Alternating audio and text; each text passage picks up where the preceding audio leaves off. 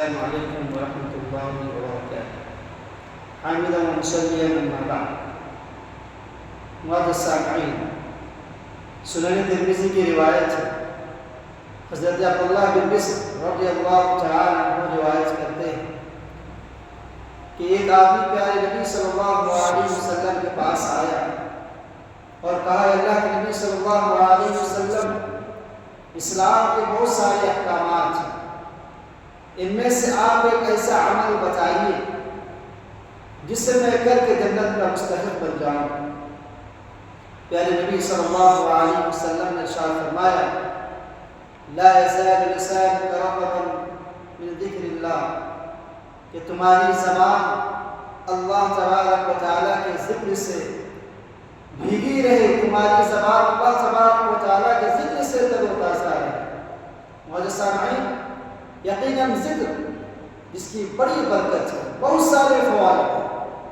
آج کے درس میں ہم ایک ایسا ذکر جو صرف 3 کلمات پر مشتمل ہے، مگر انسان اگر کامل یقین کے ساتھ، پوری امید کے ساتھ ان کلمات کو ادا کرے اور ان کے تقاضوں کو پورا کرے تو اس کو جنت واجب ہو جاتی ہے۔ حضرت ابو سعید خدری رضی اللہ تعالی عنہ راوی حدیث نے فرماتے ہیں، پیارے نبی صلی اللہ علیہ وسلم نے ارشاد فرمایا، من قال رضیت باللہ ربا وبالاسلام دینا وبمحمد صلی اللہ علیہ وسلم رسولا، کہ جس نے یہ کہا کہ میں اللہ تبارک و تعالیٰ کو رب مان کر راضی ہوں اور اسلام کو دین مان کر راضی ہوں اور محمد صلی اللہ علیہ وسلم کو رسول مان کر راضی ہوں۔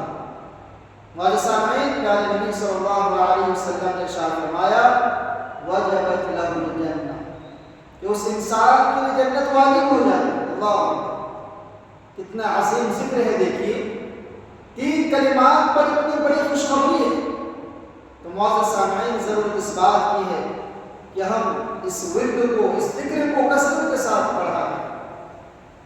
احادیث کی روشنی میں پہلی بات تو ہمیں یہ معلوم ہوتی ہے کہ اس دعا کو ہم کسی بھی وقت پڑھ سکتے ہیں، جیسا کہ اس حدیث میں کسی وقت کی قید نہیں ہے۔ اور دوسری بات جو معلوم ہوتی ہے، دوسرا وقت جس میں اس ورد اور اس ذکر کے پڑھنے کے حدیث میں اس کا ذکر آیا ہے، وہ یہ ہے، پیارے نبی صلی اللہ علیہ وسلم نے فرمایا کہ جب آدمی مؤذن کے اذان کے بعد اس دعا کا ورد کر لے، غفر لہ ذنوبہ، تو اس کے سارے گناہ بخش دیے جاتے ہیں۔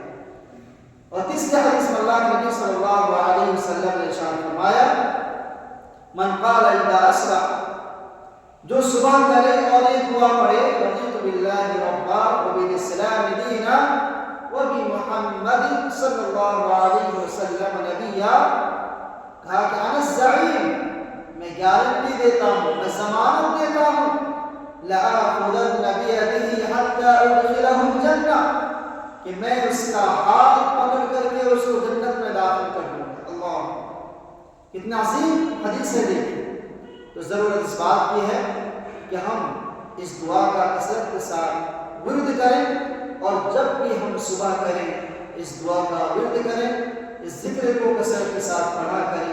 وفقنا اللہ لكل خیر وسلام۔